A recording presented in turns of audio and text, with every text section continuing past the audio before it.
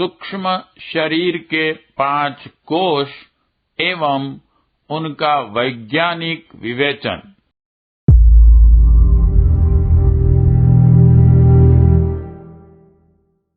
ब्रह्मांडीय चेतना के एक क्षुद्र घटक मानवी काया में जो अभूतपूर्व विलक्षण सामर्थ्य छिपी पड़ी है, उसका परिचय 5 कोशों की रहस्यमयी फलश्रुतियों के रूप में देखने को मिलता है। यह उस विराट की एक झलक झांकी भर है। यदि इन्हीं घटकों को विकसित समुन्नत बनाया जा सके तो महाप्राण के इस विशाल महासागर से अपना संपर्क सूत्र जोड़कर रिद्धि सिद्धियों को करतलगत किया जा सकता है। श्रुति के अनुसार पिंड एवं ब्रह्मांड में अणु एवं विभू में काया एवं प्रकृति में चेतन सत्ता के जो भिन्न भिन्न स्तर एवं स्थितियां दिखाई पड़ती हैं, वे सुनियोजित एवं क्रमबद्ध हैं। 5 विशिष्ट स्तरों के रूप में पंचकोशों की मानवीय चेतना का प्रतीक प्रतिनिधि माना जा सकता है। चेतना की कोई स्थूल एनाटॉमिकल या फिजिकल बनावट नहीं होती, फिर भी ऐसे शक्ति स्रोत मानवीय काया में विद्यमान हैं जिनसे श्रुति में वर्णित पंचकोशों के प्रभाव, परिणाम एवं असीम संभावनाओं की संगति भली प्रकार बिठाई जा सकती है। इन्हें कोई दुराग्रह युक्त हो उसी रूप में प्रत्यक्ष अपनी आंखों से देखना चाहे, जिस प्रकार का कि अलंकारिक वर्णन शास्त्र ग्रंथों में मिलता है, तो उसे निराश ही होना पड़ेगा। विवेक दृष्टि का अवलंबन लेकर समष्टि एवं व्यष्टि के मध्य तारतम्य बिठाने वाले इन 5 केंद्रों की महत्ता को समझा जा सकता है, ताकि योग साधनाओं के माध्यम से इन्हें विकसित कर आत्मिक प्रगति की दिशा में आगे बढ़ा जा सके। जिन शरीरगत स्थूल संरचनाओं से इन 5 कोशों को संबद्ध माना जाता है, वे सभी स्वयं में एक परिपूर्ण शक्ति संस्थान हैं। इन्हें उत्तेजित करने पर जो फलश्रुतियां संभावित हैं, उन्हीं को ध्यान में रखते हुए योग विद्या के वेताओं ने उनका संबंध 5 कोशों से जोड़ा है एवं उन्हीं को स्थूल काया में चेतन शक्तियों का प्रतिनिधि करने वाला माना है। एक तथ्य यही स्पष्ट समझ लिया जाना चाहिए कि चेतना का विशाल महासागर की अन्वेषण बुद्धि की बोध की परिधि में आने वाला आभास भर है। बोध रूपी यह चतुर्थ आयाम मानव मेघा को उस परोक्ष जगत की एक झलक भर देता है, समग्र संपूर्ण जानकारी नहीं। चौथे आयाम संबंधी विभिन्न वैज्ञानिक खोजें ऐसा आश्वासन अवश्य दिलाती हैं कि प्रगति क्रम में क्रमशः वह विद्या खोज निकाल ली जाएगी जिससे और भी गहरे प्रवेश कर चेतना की सूक्ष्म परतों का रहस्योद्घाटन संभव हो सके। अभी लेजर एवं होलोग्राफी के आविष्कार ही अपनी चमत्कृतियों के रूप में वैज्ञानिकों को हतभ्रत कर रहे हैं, तो चतुर्थ आयाम तो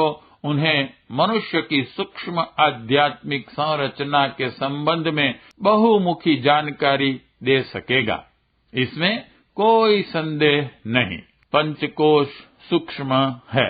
सूक्ष्म अर्थात अप्रत्यक्ष, अदृश्य, किंतु इस प्रकार की व्याख्या प्रत्यक्षवादी भौतिक विज्ञान को मान्य नहीं। वे ऐसे प्रतिपादनों को काल्पनिक और अप्रामाणिक मानते हैं। अस्तु प्रत्यक्षवादी अध्यात्म विज्ञान ने शरीर संरचना विज्ञान के अनुरूप ही पंचकोशों के प्रभाव क्षेत्र और परिणामों को देखते हुए प्रत्यक्ष शरीर में पंचकोशों की उपस्थिति बताई है और उन्हें प्रत्यक्ष अनुभव में आ सकने योग्य कहा है। अन्नमय कोश की चमत्कारी हार्मोन ग्रंथियों से, प्राणमय कोश की जैव विद्युत संस्थान से, मनोमय कोश की जैव चुंबकत्व से, विज्ञानमय कोश की न्यूरो ह्यूमरल रसस्त्रावों यानी कि स्नायु रसायन से तथा आनंदमय कोश की मस्तिष्क मध्य अवस्थित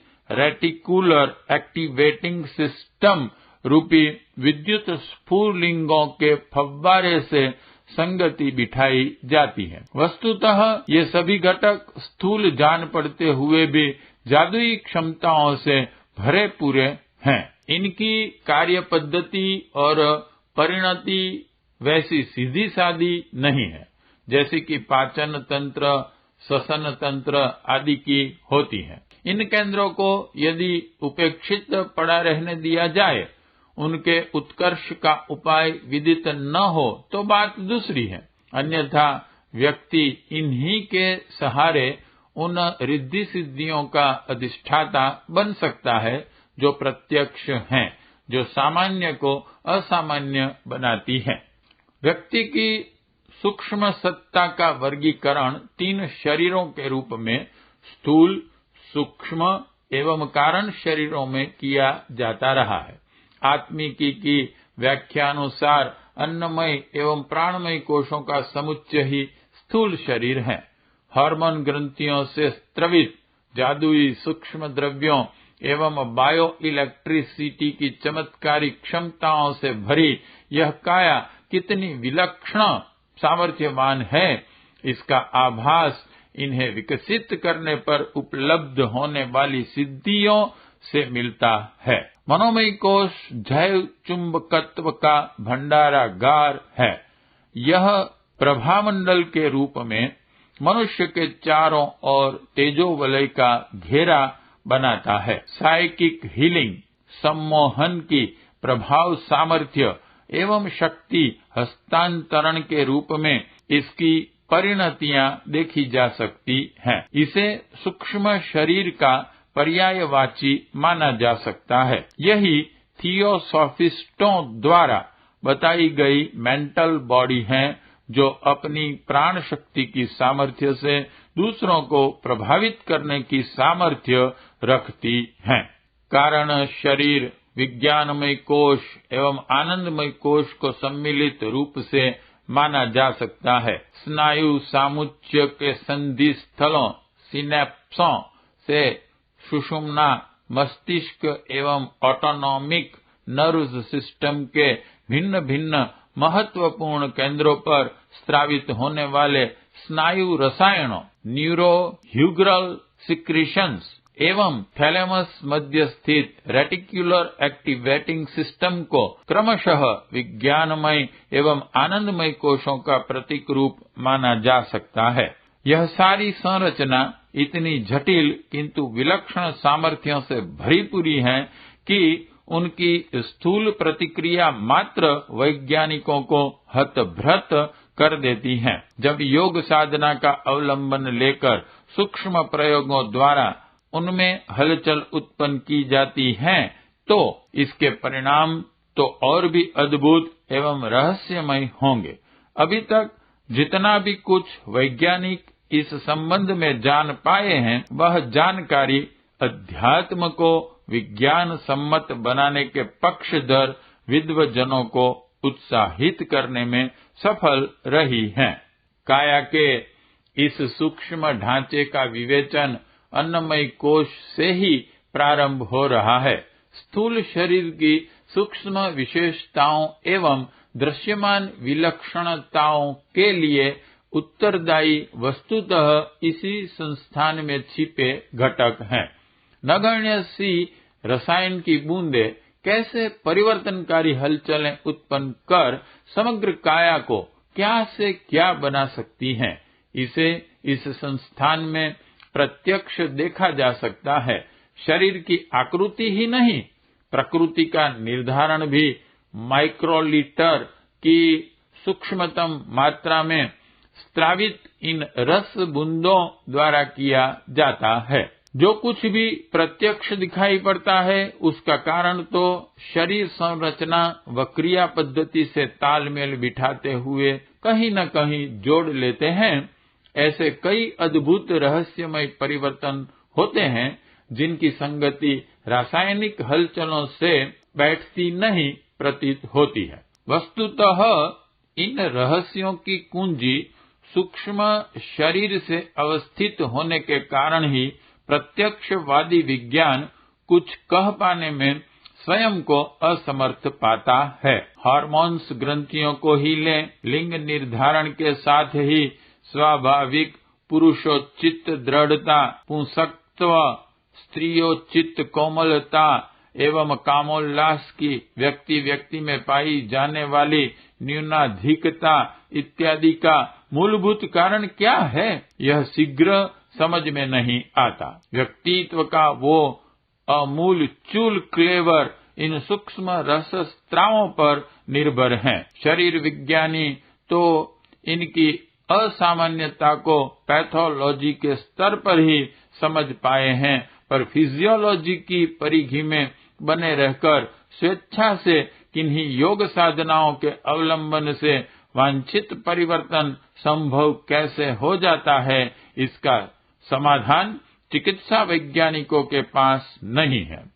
वस्तुतः दशाब्दियों पूर्व डॉक्टर क्रूकशैंक ने इन हार्मोन ग्रंथियों को जादुई ग्रंथियां कहा था।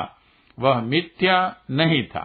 Pineal, pituitary, thyroid, parathyroid, thymus, adrenals एवं गॉनेड्स के नाम से जानने वाले ये 7 ग्रंथि समूह जन्म से लेकर मृत्यु तक अपनी भिन्न भिन्न परस्परावलंबित भूमिका निभाते रहते हैं। व्यक्तित्व के उतार चढ़ाव, स्वभाव, चिंतन, दृष्टिकोण इत्यादि का निर्धारण इन्हीं के द्वारा होता है। मनःशास्त्रियों एवं जीव वैज्ञानिकों ने समय समय पर अपनी शोध निष्कर्षों के हवाले से कहा है कि शरीर संरचना संबंधी बहुत कुछ जानकारी होते हुए भी यह कहना कठिन है कि भिन्न भिन्न व्यक्तियों में वैचारिक एवं भावनात्मक विकास अलग प्रकार से क्यों होता है। ऑकल्ट कॉस्मेटिक एवं astrological correlation of ductless glands जैसे ग्रंथों में विद्वान लेखकों का कहना है कि ब्रह्मांडीय चेतना सूक्ष्म रूप में अंतःस्रावी ग्रंथियों को प्रभावित करती है एवं व्यक्तित्व की विविध क्षमताओं को उभारने में सहायक भूमिका निभाती है। आवश्यक हार्मोन्स को बढ़ाना एवं अनावश्यक को कम करना अन्नमय कोश की साधना द्वारा संभव है, ऐसा योगवेताओं का मत है।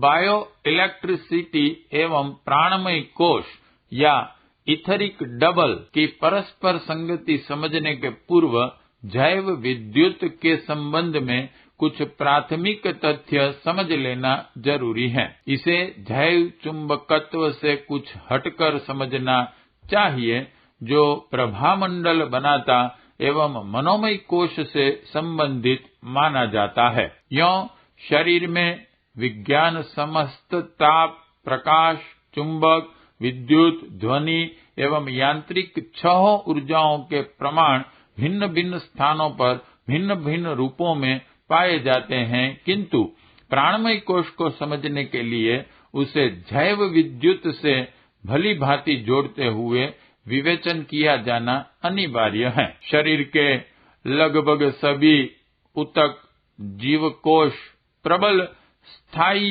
विद्युत ऊर्जा संपन्न पाए जाते हैं।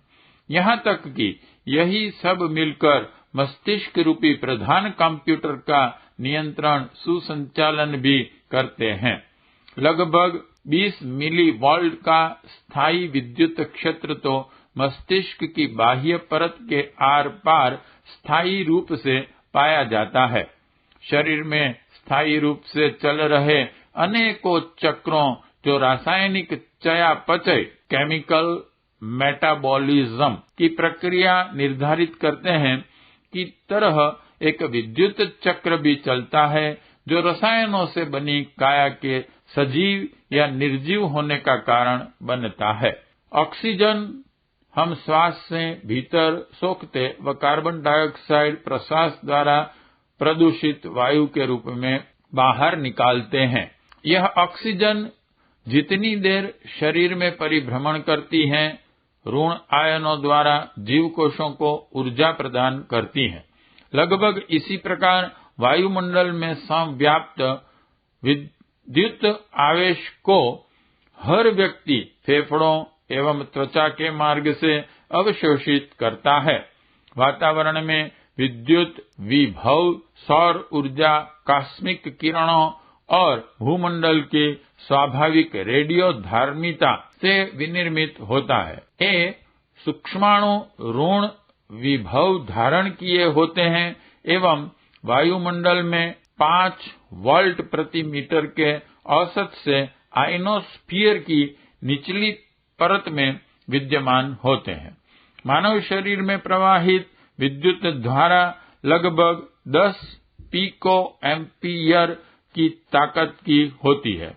इस अल्प मात्रा में प्रवाहित विद्युत की सामर्थ्य कितनी प्रचंड होती है, यह सहज ही जाना नहीं जा सकता। फ्रांस की स्ट्रासबर्ग यूनिवर्सिटी के चिकित्सा विज्ञानी श्री फ्रेड बेलेस ने अपनी पुस्तक the biological conditions created by the electrical properties of atmosphere में विभिन्न प्रयोगों के माध्यम से काया में प्रविष्ट व उससे उत्सर्जित होने वाले प्रवाह को मापा व इस विद्युत चक्र के कारण मनुष्य को एक चलता फिरता बिजली घर माना है। शरीर में लगभग 75,000 अरब कोश हैं एवं सभी में विद्युत ऊर्जा विद्यमान है। प्रत्येक कोशिका के आसपास 60 से 90 मिलीवोल्ट का विद्युत विभव पाया जाता है। हर सेल एक बैटरी है व संपूर्ण शरीर इनका समुच्चय। हर सेल एक विद्युत संधारक यानी कि कैपेसिटर है एवं संपूर्ण शरीर एक समग्र कंप्यूटराइज्ड उपकरण।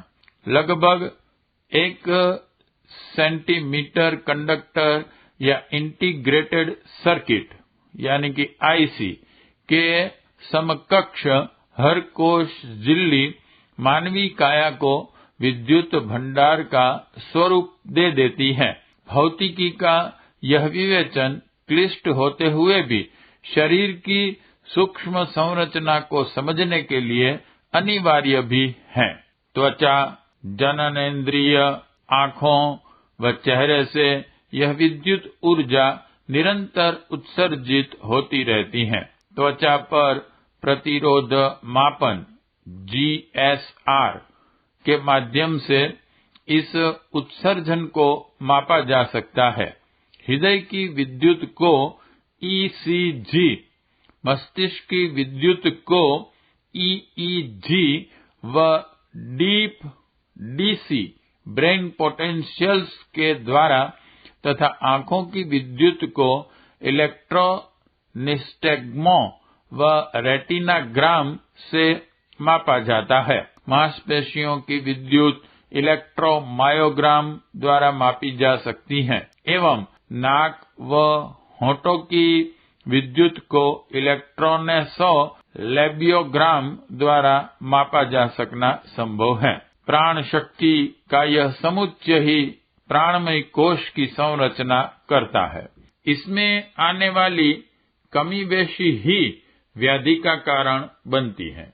समय समय पर आग के शोले फूटने की तरह शरीर से ज्वाला, चिंगारियां निकलने, स्वतः जलन, ऑटो कंबस्चन के रूप में इनके प्रमाण भी देखे जाते हैं, जिनका वर्णन अखंड ज्योति में पहले भी किया जा रहा है। अध्यात्म प्रयोजनों में यह ऊर्जा जीवनी शक्ति का संचय करने एवं अधोगामी प्रवाह को रोककर ऊर्ध्वगामी बनाने की भूमिका निभाती हैं। क्षरित विद्युत जब सत प्रयोजनों में नियोजित होती हैं तो प्रसुप्त सामर्थ्य, संकल्प बल, इच्छा शक्ति को जगाकर असंभव कार्य कर दिखाती हैं। इसका छोटा सा रूप सिद्धियों के रूप में देखा जाता है, जबकि यह जल के ऊपर दिखाई देने वाला हिमखंड का एक टुकड़ा मात्र है।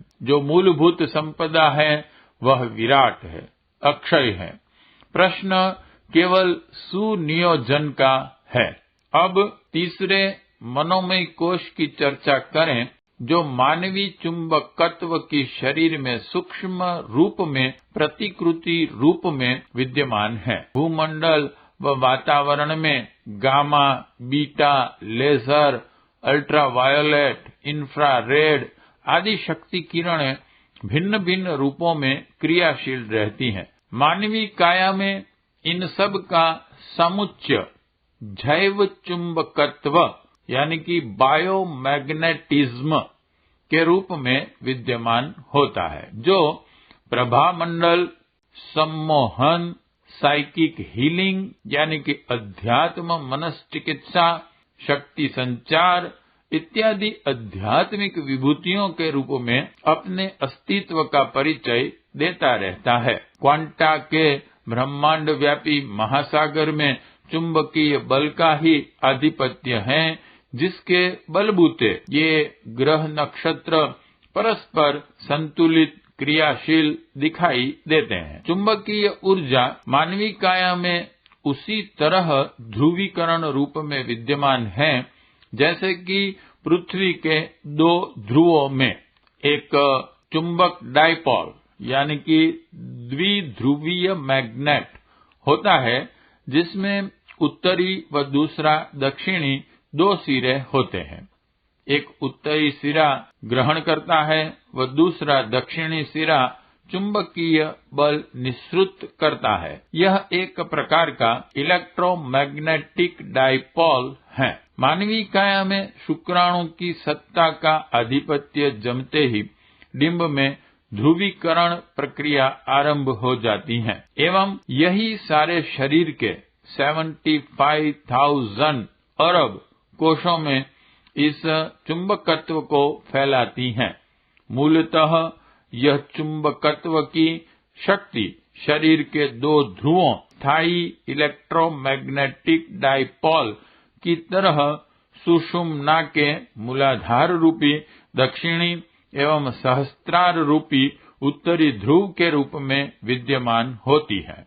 पृथ्वी के ध्रुवों पर उसका चुंबकीय क्षेत्र मैग्नेटोस्फीयर सौर हवाओं से टकराकर ध्रुव प्रभा यानी कि अरोरा बोरियलिस बनाता है। ठीक इसी प्रकार मानवीय चुंबकत्व अपने उत्तरी ध्रुव पर आभामंडल के रूप में विराजमान होता है।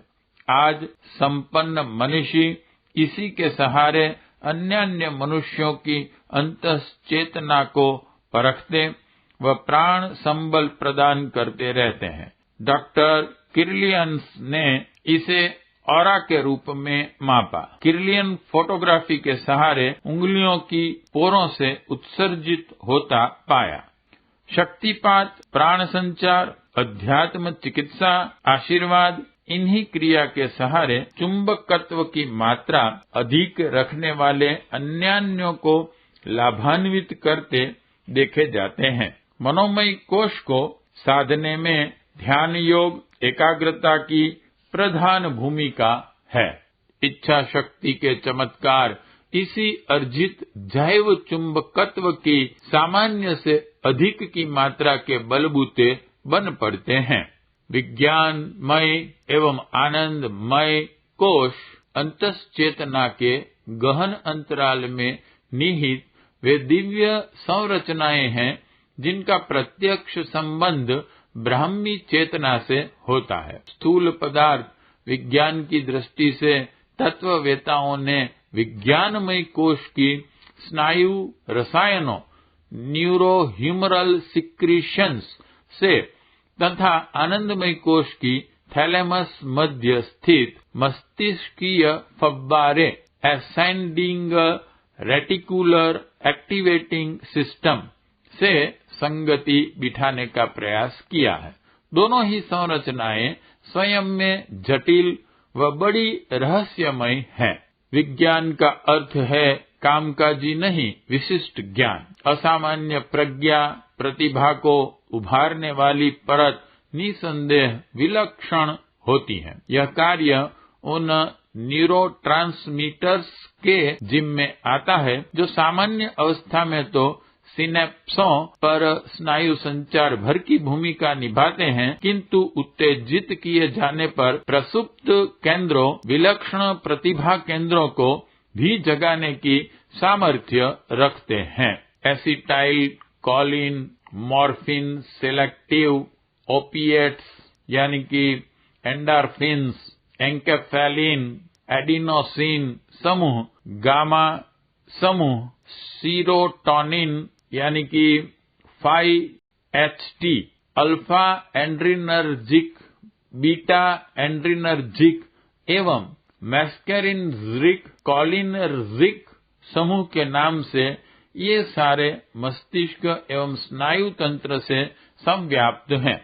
मस्तिष्कीय सत्व के 10 लाख में से 1 भाग का प्रतिनिधित्व करने वाले ये सूक्ष्म रसायन मन की अचेतन, चेतन व सुपरचेतन परतों के उत्तेजन द्वारा विलक्षण प्रतिभाओं, आविष्कार बुद्धि, स्वप्नों के माध्यम से संदेश आदि के रूप में अपनी सक्रियता का परिचय देते रहते हैं। विशिष्ट योग साधनाओं द्वारा इस सारे समुदाय को सक्रिय बनाकर अतीन्द्रिय क्षमताओं का धनी एवं विलक्षण आनंद की अनुभूति कर सकने में समर्थ योगी बना जा सकता है। आनंदमय कोश एवं सहस्त्रार चक्र परस्पर अन्योन्याश्रित सूक्ष्म संरचना संस्थान के 2 नाम हैं, जो रेटिकुलर एक्टिवेटिंग सिस्टम के रूप में मस्तिष्क मध्य में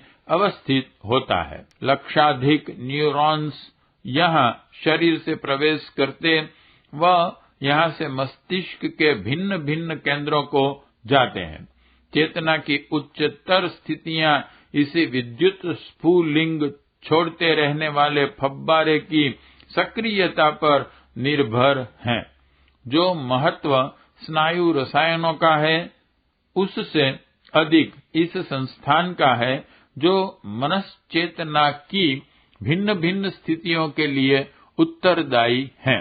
वाणी से संबंधित भिन्न भिन्न केंद्रों, विजुअल, एडिटरी, स्पोकन, वर्बल, पिस्टन एवं ग्राफिक स्पीच, श्रवण, दृश्य, वीक्षण, दिक्काल में सामंजस्य, भूतकाल की स्मृतियां आदि सभी मस्तिष्क में कैद हैं। दाहिना मस्तिष्क व उसका पैराइटल कॉर्टेक्स दोनों को जोड़ने वाला कार्पस कैलोसम तथा लिम्बिक सिस्टम विभिन्न विलक्षणताएं अपने अंदर समाये हुए हैं। अभी तो मात्र 7 से 13% इस पूरे समुच्चय का भाग वैज्ञानिकों को ज्ञात है। जब शेष प्रसुप्त की जागृति आनंदमय कोश के जागरण की फलश्रुतियों से वे परिचित होंगे, तो मानवीय असीम सामर्थ्य एवं रिद्धि सिद्धियों के प्रत्यक्ष रूप को देख हतभ्रत हो रहे जाएंगे। बहुत कुछ विलक्षण इस उत्तरी ध्रुव केंद्र में छिपा पड़ा है। गायत्री की उच्च स्तरीय प्राण साधना, कुंडलिनी जागरण की विधि व्यवस्था, शिव शक्ति का संगम यही बन पड़ता है। मानव के भाव पक्ष को उभारने एवं उसे महामानव, अतिमानव बनाने का पुरुषार्थ यही संपन्न होता है। भक्ति और शक्ति के समन्वय का प्रतीक आनंदमय कोश बहुत कुछ रहस्यों को अपने अंदर समाये हुए हैं। पंचकोशी साधना के अंतर्गत आने वाले ये 5 ही कोश पूर्णतः विज्ञान सम्मत हैं एवं इन्हें प्रयोगों की कसौटी पर कसा भी जा सकता है। वांग्मय 13 गायत्री की पंचकोशी साधना एवं उपलब्धियां। लेखक पंडित श्री राम शर्मा आचार्य जी। अगर आपको हमारी यह वीडियो पसंद आई हो तो इसको लाइक करें, कमेंट और शेयर ज़रूर करें। साथ ही हमारे YouTube चैनल ऋषि चिंतन को सब्सक्राइब कर बेल आइकन भी दबाएं ताकि आपको आने वाले वीडियोस की नोटिफिकेशंस मिलती रहें। धन्यवाद।